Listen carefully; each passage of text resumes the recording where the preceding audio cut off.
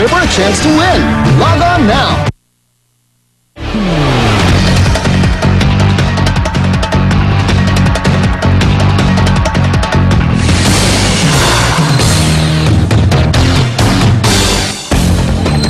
Driver na suspect sa pagpatay sa magtiyahing nakitang itinago sa freezer ng isang warehouse sa San Pablo, Laguna, pinaghahanap na ng mga pulis.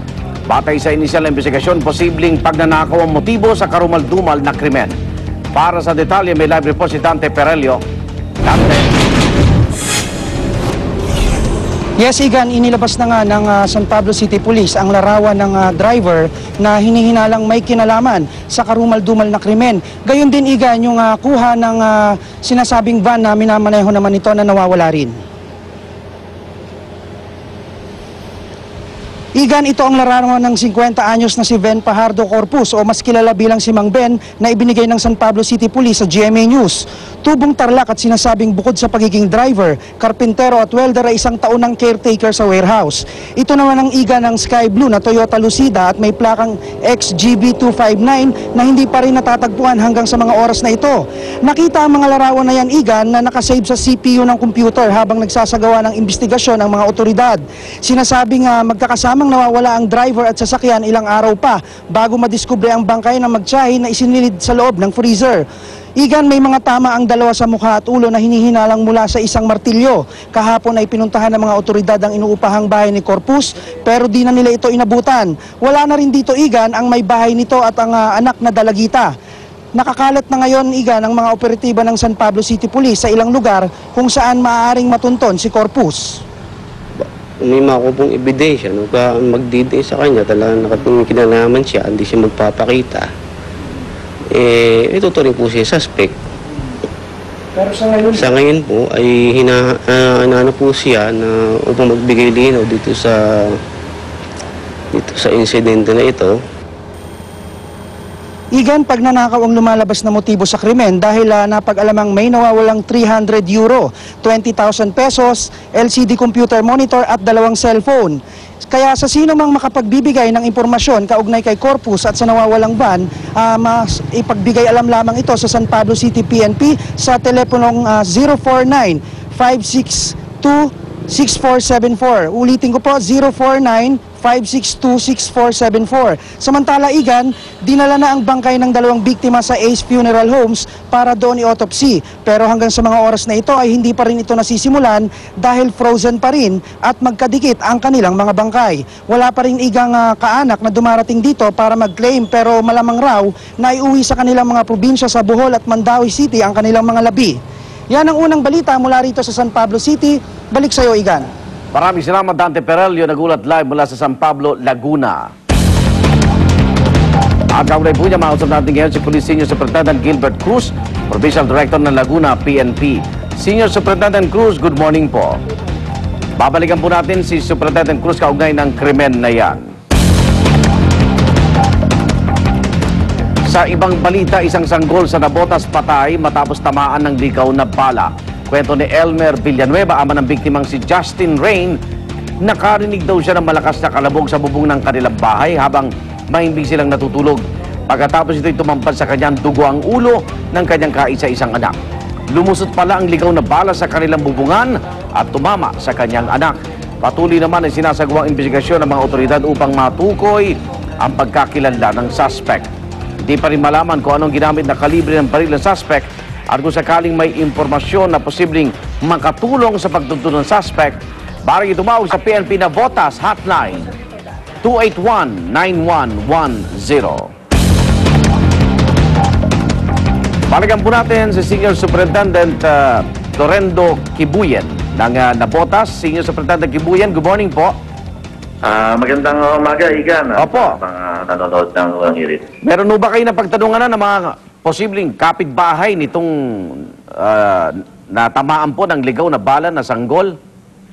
Oo, marami na kami napagtanungan at sa kasalukuyan, hindi pa kami tumitigil sa pagtatanong dahil wala pa kaming kompletong identification ng suspect. Parit hindi kami titigil hanggat hindi namin nahuhuli at nabibigyan ng hustisya ang pagkamatay ng batang ito.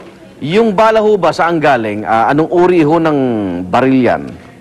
Sa ngayon, hindi pa ibibigay sa amin ang resulta ng ballistic examination ng NBI dahil sila nag-autopsya sa bangkay ng bata at binigyan kami ng isang linggo para ibigay sa amin ang kompletong report sa kalibre ng balang ginamit ng suspect. Nung gabi nangyaring krimen, wala ho bang narinig na putok yung mga kapitbahay nitong pamilya Villanueva na ito?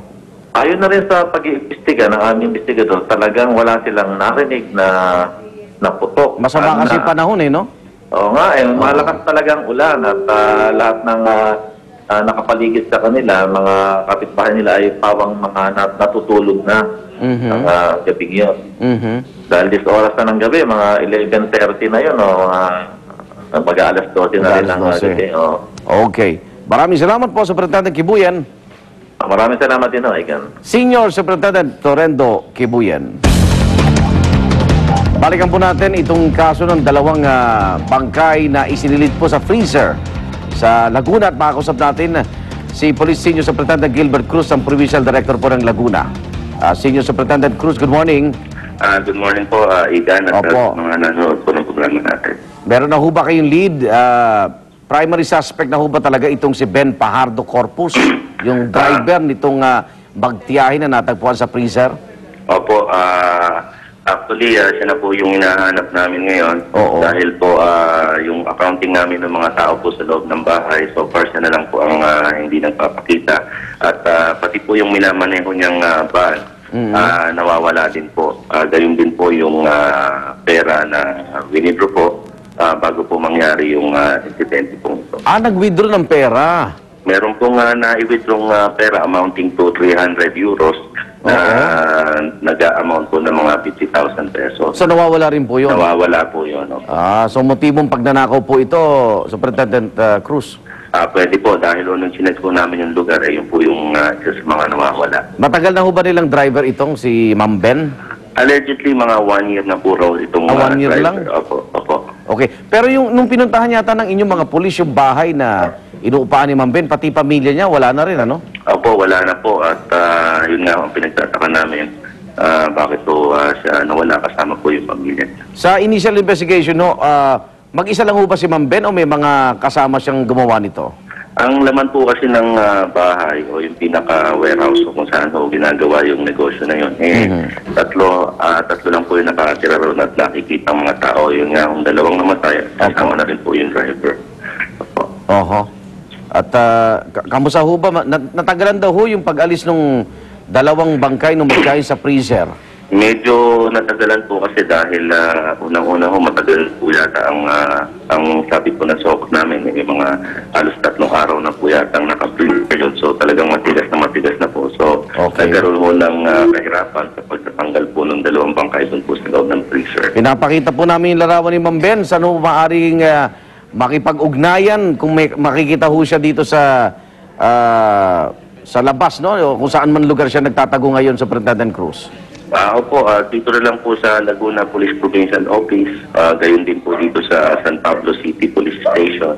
At iwan na lang po namin yung number kung okay lang po. Sige po. 0906-375-1946. Okay. May pagkakilala na ho ba ito magtiyahin? Alam na ba ng mga kamag-anak nila? Meron na po, may mga pangalan na po kami nilalagay. Pwede na ho bang malaman kung sino itong dalawang ito? Ang mga biktima po ay si Leticia Alcohito Lupian. Siya po ay native ng Bohol. At gayon din po si Vilma Bandilaw. Pamangkin yan? Opo. Ay, mga kamag-anak po nila, nakipag-ugnayan na ho sa inyo? Meron na po, nakipag-ugnayan na po. Magbalitaan po tayo. Maraming salamat po, Superintendent Cruz. Good morning. Salamat din po. Police Senior Superintendent Gilbert Cruz, Provincial Director ng Laguna, PNP.